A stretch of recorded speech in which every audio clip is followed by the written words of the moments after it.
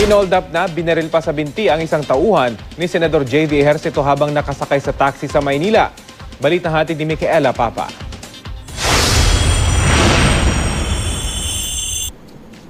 Wala man lang sabi-sabi ng buksan ng isang di pa kilalang lalaki ang pintuan ng taxi na sinasakyan ni Kathleen Macabeo, staff member ni Senator J.V. Ejercito, at bigla na lang binaril ang kanyang kaliwang binti saka hinold up mag-aalas 8 kagabi.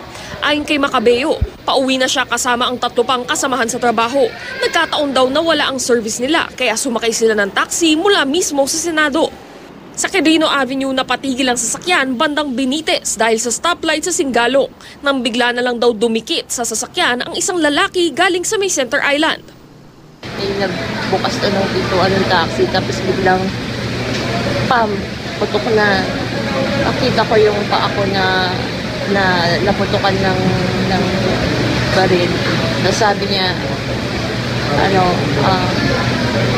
sinabi siya parang bigyan niyo yung mga bag niyo kung hindi na kayo kapatay ko isa-isa. Siyempre, taranta na kami. Kinuha niya yung cellphone ng kasama kong isa. Tapos kinuha niya yung bag ni Katz. Tapos siguro dahil dumadami na rin yung sa likod yung mga sasakyan, hindi niya nakuha yung gamit ko kasi yung gamit ko binaba ko sa may harap eh. Tapos pagkakuha bigla siyang tumalon doon sa kabila. Tapos sinugod ko na siya sa ospital. Iniimbestigahan na ng MPD Station 5 ang kaso. Ang biktima naman wala na sa panganib, bagamat kinakailangang operahan para tanggalin ang bala mula sa kaliwang binti.